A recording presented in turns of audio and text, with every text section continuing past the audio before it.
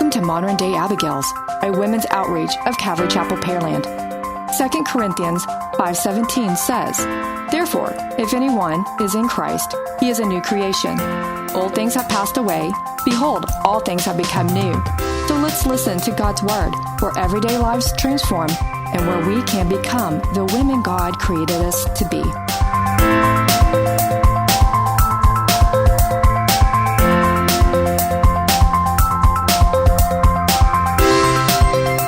So, Anna, what's the time? Okay, so it's just a little over an hour. So if he splits these up in 30 minutes, this will be the beginning of the next episode. Because ladies, my husband's going to break this into 5 or 6 sessions. So we're just making sure this one doesn't get cut in half. Yeah, we didn't want the testimony to be half on one podcast, half on the other. Yeah, so what's the time frame on there? It's about 1 hour, 5 minutes, 20 seconds, okay. 21 seconds, 22 All right. seconds. Coolio. I was, as Anna has said, I've never actually given I've given my testimony, but not to, on the world like this. I've given it to women who have needed it. And, so I thought to myself, well, I'll just give a few little bullet points here and there. But the Lord was like, no, you're not going to give bullet points. You're going to be transparent. This is what's needed. Okay, so my heart jumped a little bit when he told me that. But so for the women out there who needs this transparency for healing and closure, this detailed story, this is for you. Okay, so let me begin here. As previously mentioned numerous times, I have a history with men.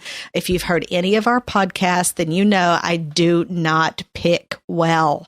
Okay, it's not new news. Okay, so it's also probably why I'm still single so many years after the divorce, because I do not trust myself. I have trust issues. I have trust issues with myself. And so that being said, I was dating my son's dad. Okay. My son's name is Sean, so we'll just call him that going forward. So I was dating Sean's dad. He was abusive and he was rapidly becoming violent as the days went on. It was escalating very fast. I got the courage to leave him after one of our horrific physical fights, when my son was probably about a year old. But soon after, I got desperate and needed a place to stay. My mom had passed away. My dad wasn't functioning.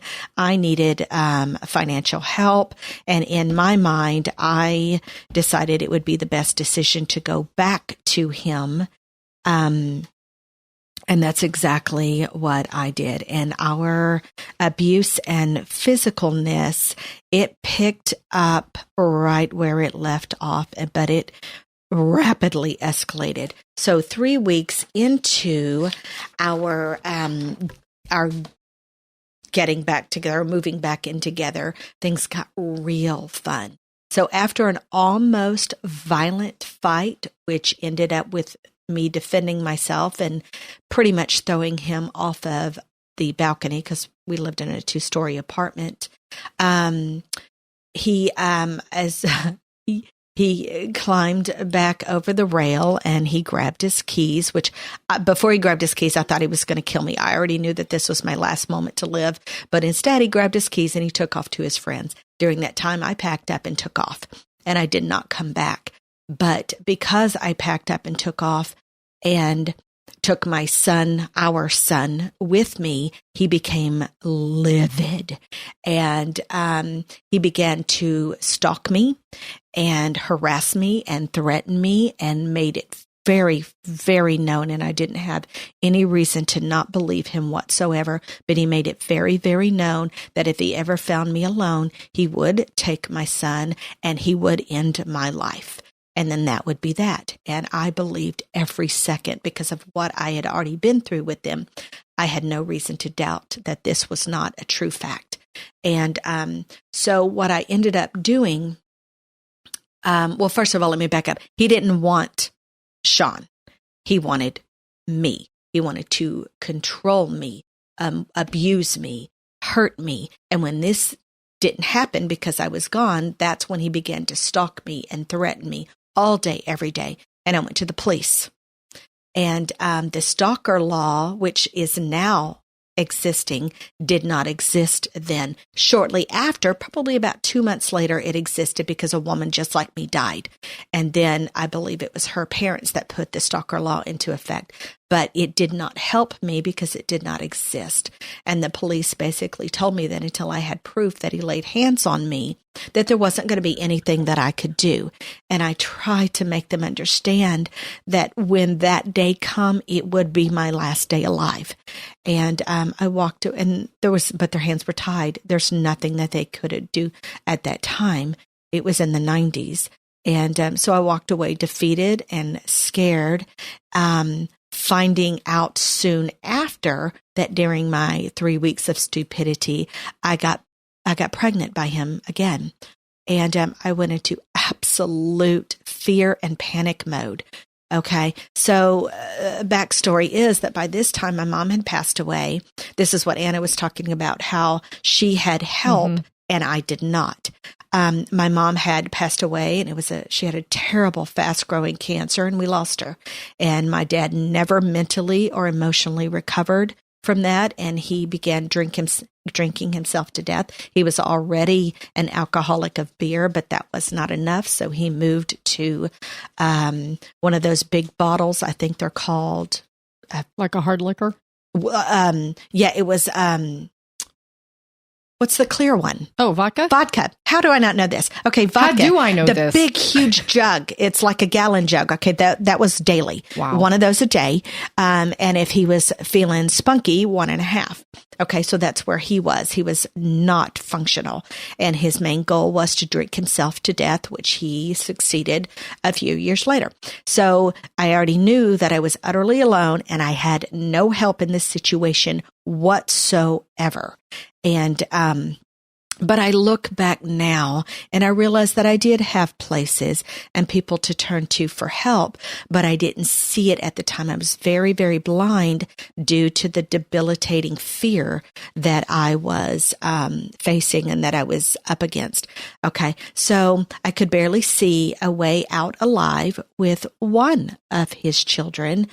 But I didn't know how we would all survive if there was another of his child. And I knew that I couldn't support it. I was on the run because I was fearing for my life. He was stalking me, so I had to hide out. I hid out for years. Each time I realized that he had found me, I would pack up in the middle of the night and I would move again. And this was my life. This was my life with my son, Sean. And this was my life now being pregnant. And it was real. It was scary. You see it in movies, but it was my actual life. And so during this time, I actually started dating a guy. And he had no idea that I was pregnant. And I didn't tell him because I had already made up my mind that I was not keeping the baby. There was no way I could bring a child into this mess. There was no way I could support a child. There was no way we would all end up alive. And I knew it. And so this was my type of thinking. This is the worst life I could have given a baby. And so to spare him and the baby that I now had and myself, these are the choices that I took. And so I called a friend who had already had one, and she told me, this is what you do, but I need you to know this will change your life forever. So do not take it lightly. I did not ask her what that meant. I did not know what that meant, and she did not explain it. Maybe if she would have, but I had already made up my mind and I had let her know that. So maybe that's why she didn't. But I would certainly soon find out exactly what she meant. So as days passed, I lied to a friend to ask her for money, and I didn't tell her what it was for. I was ashamed and I didn't want her to tell me no. So let me back up. I actually didn't personally ask her. I had a mutual friend ask her because I was too chickened and too ashamed. I was utterly alone. I couldn't get anyone to take me across town. It was time to go. Nobody wanted to be involved with this, and they all knew what I was not. There was a handful of people that knew that I was doing, but most of everybody didn't. And so the people that knew did not want to be involved, and so I drove myself across town. And they told me during the consultation that anesthesia was going to be involved since I was too far along. Yes, I was far along by this time. By the time I made the decision and gathered the funds, I was very far along. And so I went for my first day. The doctor was absolutely horrible to me. I'll never forget it. It was almost as if he absolutely hated being an abortion doctor. That's the vibe that I got from him. And I kept thinking, if you're so rude and you hate what I'm doing, why are you doing it? Naturally, I didn't say that because this was the man that was about to do the procedure on me. But what I did find out is that because I was so far along, that it was a 2-day process. And so I went by myself the first day, and the doctor did what he needed to do to prepare my body for day 2. And by this time, there was no turning back. And so on day 2, that would include anesthesia. I couldn't get anybody to take me then either. And so I took myself. And the nurse, the first thing that she said to me is, "Where is your ride? You cannot drive home. The anesthesia is too much." And I said, they're running errands. They will be here when it's time, and I will meet them downstairs. And she looked at me and she tilted her head. She knew I was lying. And but did it anyway. They did it anyway. And I vaguely think that she asked me again, and I'm like, "I have a ride." And I was very adamant. And so she's like, "Okay." So I had the abortion. And then I was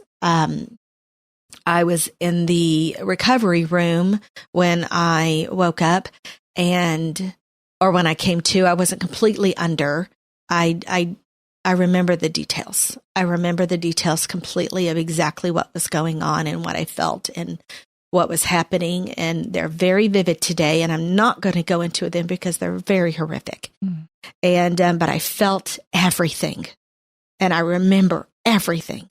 And so I'm now fast forward into recovery, and it's time for me to go. And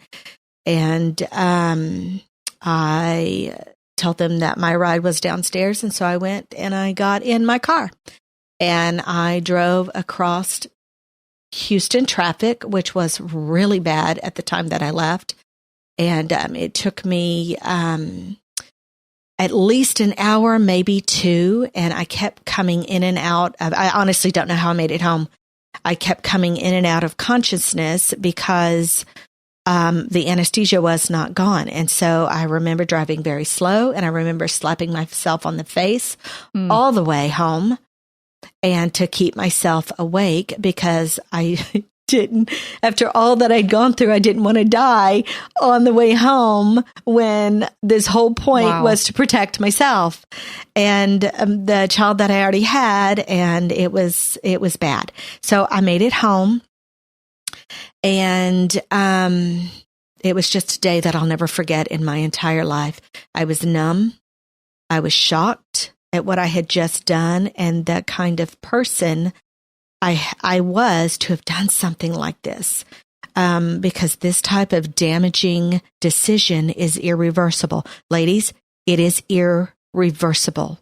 You cannot take it back. You cannot put the baby back in. You can't, there's no going back after this decision. There is a chemical abortion where some women have reversed that. There are doctors who will reverse that. But once the baby's out, you're right, you can't put it back in. Yeah, that's it. Right. Okay.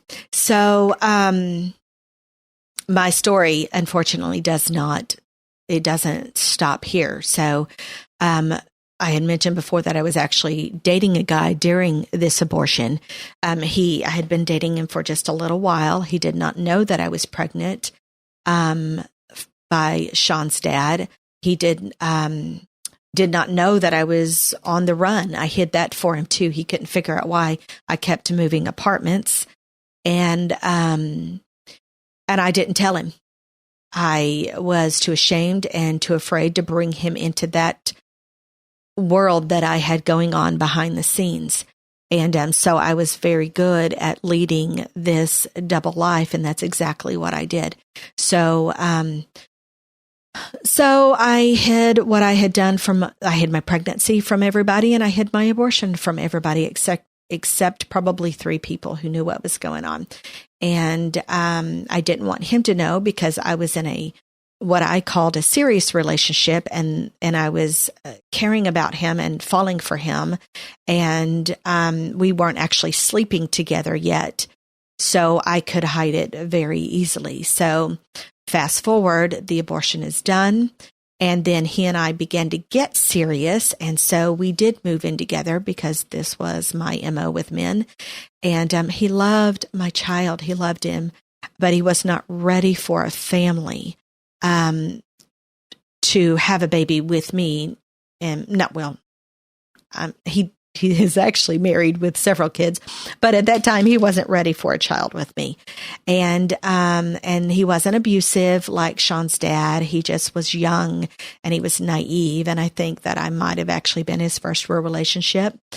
And I was all wrong for him on so many levels. He was actually my age, but he was innocent and untainted, and I was damaged and I was broken. And to this day, I actually hope and pray that I didn't mess up his life. And I have no idea if I did. He probably struggled a little bit after our relationship. So anywho, I ended up getting pregnant from him. I was actually on birth control when I was dating him, and birth control when I was dating Sean's dad. I found out later that birth control does not work in our family. Wow. So I could have spared myself from that. But yes, I was actually on birth control for all 3 pregnancies, with my son, with the child that I aborted, and with this one as well. And you thought that I would have, after having my son, that the first child, that I would have figured that out, but I didn't. No, it could have been just a fluke. Yeah. So anyway, I found out later it wasn't. It doesn't work in our family. Awesome. So anyway, so I found out that I was pregnant. And when I discovered this, I took a pregnancy test, and I got the courage to finally tell him that I was pregnant. And he took it exactly like I thought he would. He was so excited. Not true. He got very upset, and he wanted me to get an abortion. Like it was your fault. Yeah. Never mind. He had things in places they shouldn't have been, but it was your fault, not his. Exactly. Okay. And so he got upset, and his first question was, well, you're going to get rid of it and get an abortion, right? Mm. And so there my answer is, we're not having the baby. And so I mean, by this time I was already a pro. So sure, that's what we'll do. So I scheduled the appointment, and he took me. And as I was lying there about to get the procedure, because this time I was only a couple of weeks, probably 6 weeks into, as opposed to last time, which was months. And so I didn't have to go to day 2. Day 1 was fine. And so as I'm lying there about to get the procedure done, the nurse came in, and she said, you aren't pregnant. I said, well, that's not possible. I have all the signs, and I took 2 pregnancy tests, and they both came back positive. She said, well, maybe you lost the baby, but either way, you aren't pregnant. And it was then that I realized that the week before, when I bled a little bit, that I had a miscarriage. And I unfortunately, I was so elated about this because I was, one, not going to get a second abortion, which I did not want to do. And I didn't want to add to my personal horribleness that I had already experienced a few months prior. By the way, and I lied on my sheet that I filled out, and they asked me if this was my first abortion, and I said yes. I wasn't going to tell them that I was about to have my second abortion, or they might not have let me do it. And also, he was sitting right next to me, and so I didn't want him to. He was helping me fill out the paperwork, and so I said yes, first abortion. I had totally forgotten about that fun fact until just now. And so anyway, on the other hand, I was also very sad that I had just miscarried the baby. Why? I don't know, because I was just about to abort the baby, but my feelings were all over the place. I was such a mess. I was very mixed up and I was very troubled. Okay. So on the way home, I get dressed, we get back in the car, and on the way home, he's livid. He said, "Were you trying to trap me?" Was very clearly confused about this particular statement. I don't know if he was asking a question, but I told him, I said I didn't understand his accusation. And he said, "Did you lie to me to try to trap me into marrying you?" And I just looked at him and I said, "I honestly don't understand your logic. Or for one, if I was trying to trap you, I wouldn't have just left the abortion clinic. 2, we weren't and aren't getting married. We've both made that fact very clear. And 3, I have 2 pregnancy tests to prove that I really was pregnant. And I'm on birth control pills, so clearly none of this is the case. And I wouldn't have put myself through all of this just to trap you." Okay, so soon after we broke up, not a shocker there. But it was for the best for both of us. However, my mental state was not good. I never mentally or emotionally recovered from my decision. I was an absolute mental basket case, and I cried myself to sleep almost every night about my first decision and my second attempted decision. And this went on for about 10 years. For the last 7 of those 10 years, I was actually a Christian, but I could not allow myself to forgive and forget and to heal over what I had done. So during those 7 years, I actually got married. I discovered Jesus and I gave my life over to him. This did not, however, make my mental anguish go away about what I had done. I was in utter torment. And ladies, when I say I was in utter torment, I mean it was daily. It was hourly. It was affecting every aspect of my life. It was also during this time, it was one of the reasons that I became a closet alcoholic. I became a closet alcoholic for several reasons, but this was one of the contributing factors. I was trying very much to numb my pain. It didn't work. I was absolutely sure that nothing would. I deserved the fiery pit of hell for eternity for what I did, and I was okay with that.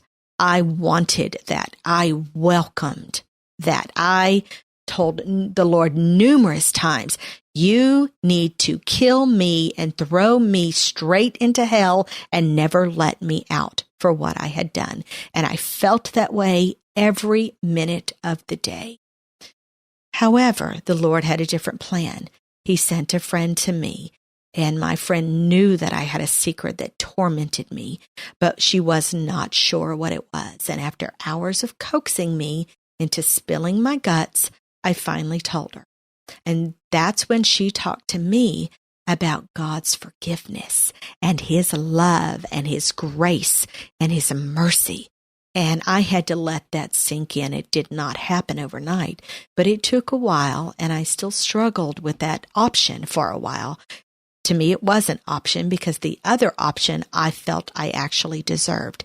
I did not deserve this particular option. And so I had to let it sink in, and I had to allow myself to let the Lord heal me. And what I noticed is that the Lord never beat me up about it. I did all that on my own. I didn't need any help from anyone. I was pretty good at it. But Jesus began to show me who he was. And he also began to show me who I was, that I was forgiven. I was released. Big word, released from constantly tormenting myself over my decisions. The Lord was now a part of my life. He was in my heart. He took my sin. He washed it away just like as if it were dirt on his hands. I was clean. I was forgiven. I had to learn to forgive myself. It was a long while before I ever spoke about it again to anyone. But now, if a woman needs to hear it, I do tell my story, and I do give them the detailed version. I do not give snippets. It is a story of shame and heartache, and I tell them because at the end of it, there's so much healing and grace and forgiveness that they get to have if they allow themselves to accept that as truth, that the Lord does heal. He does forgive. He does wash it away. We may not forget. Ladies, I have never forgotten what I did. I've never forgotten the feelings that I felt, the things that I were feeling as they were being pulled out of me. I remember every single bit of it. It no longer defines you. It does not define me. And Anna she can testify to that because she did not know me during this time, but she certainly knows me now. So there is healing. Yeah. And I saw your struggles because when I met you, you were still struggling. And you didn't want to talk about it, and you didn't want to say anything. And I certainly didn't. We had a deep conversation at Planned Parenthood. That was not a fun day. No, but it was a lot of warfare. Oh my gosh, it was so bad. I'm going to give a little bit of testimony to that because it's even more healing that the Lord did. I thought that I was completely healed and good to go, right? Okay, so I had my memories, but they didn't haunt me or taunt me until because one of the things that we've mentioned numerous times that we were going to Planned Parenthood on the first Saturday of each month, and we would not approach the workers or go behind the gates. We walked the sidewalks and we prayed over everybody and every aspect of it. But outside, for years. We did this once a month for years. Cold and heat. Oh, it didn't matter. There are several times we had 3 jackets on. Yes, there was. I was going to say, there was one day we had 3 jackets on. Yes, and I think one day I even brought hand warmers. Yep. I'm not real sure. And several pairs of gloves each of us had on. So outside, though, there's what they call the blue bus. And at the blue bus, you get to have a free ultrasound. You get to see the baby. At Planned Parenthood, you don't get to see the baby. Yeah, you get to have the ultrasound. You also get to see the stages of where the baby is, where the heartbeat is, and when they start moving everything, to see that it's not a clump of cells. Yes. And if there's no woman or couple on there getting their ultrasound or getting counseling, you can actually tour the bus. Well, I had been going there for years and never toured the bus because there was always somebody on it. Praise the Lord. There was always somebody on it. So one day, we realized the bus was empty. And so we got to go in. And the minute my foot, I don't think I've even told you all of this, but the minute my foot hit that stair, I wanted to turn around.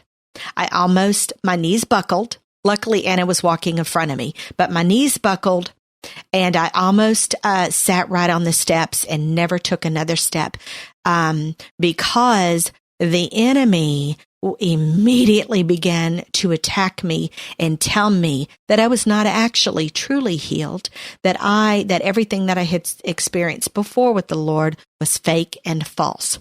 And so when you walk into the bus, they have what Anna was just talking about, a very visual poster of every stage of the baby. And then you walk to the back of the bus and they have the ultrasound machine. They have all kinds of this equipment, and it's all to help the mother make a different decision. And programs that they can get a part of. Oh yeah, they help the moms while they're pregnant and after. And so they collect diapers, and there was actually a stack of diapers sitting in one of the corners, and so every step I took, and this is a regular size school bus, so it's long, and every step I took back towards the ultrasound room, I was on the verge of throwing up. It was so bad. I had not experienced something like that except for the day that I got my abortion. And it was all coming back up. And apparently I think there's just some stuff that I hadn't dealt with yet. And so the enemy was attacking me, but the Lord was also in there, and he was rescuing me. And it was this massive tug of war that I had not felt in a long, long time. So I was very calm. I was very fine until we got off the bus. So we were on the bus for a good, 10 minutes? Probably. Yeah. So we got off the bus. Anna headed one way. I headed another way. And I had to stop walking because I was on the verge of fainting. And I literally lost it. I had my back to everybody, but I lost it. Unfortunately, I looked up, and there was a guy sitting in the car I was standing in front of, and he was watching the whole thing play out. I don't know what was going through his head, but he didn't get out, and he didn't try to comfort me. I probably would have punched him. So I walked off, and I didn't come back for, I don't know, probably 20 minutes. But when I did come back, I told Anna what was going on, and I could feel this incredible tug of war with my emotions. And I felt it deep down in my soul. And you told me that you're like, no, I can't be forgiven. God can't forgive me for this. Yeah, I had literally reverted back to day one.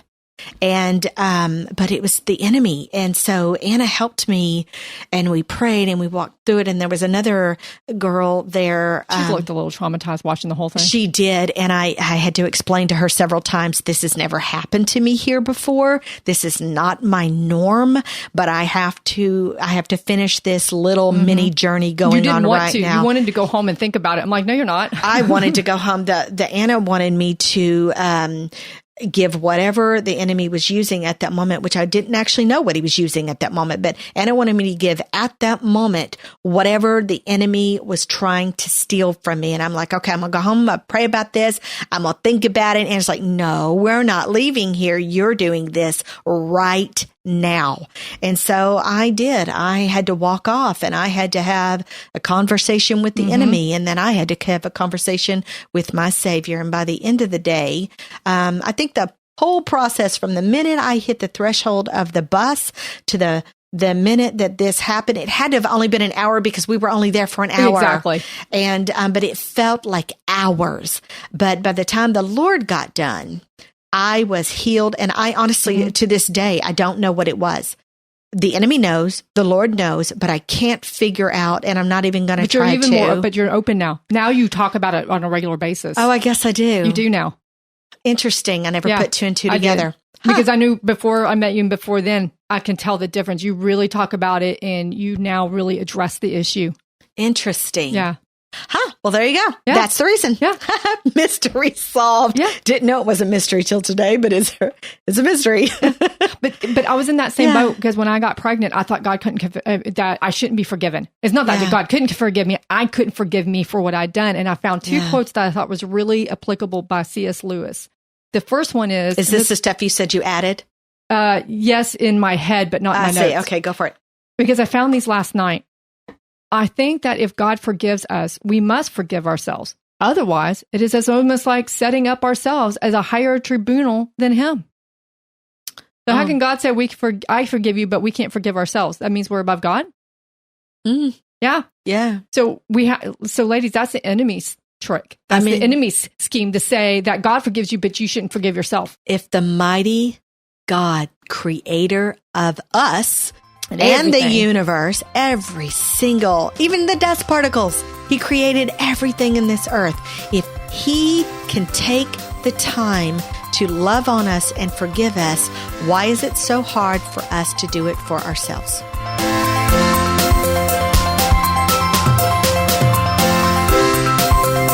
Thank you for letting us share our tools to become the women God created us to be. If we encouraged you today, visit us at moderndayabigails.com. Remember, you are loved, cherished, and prayed over.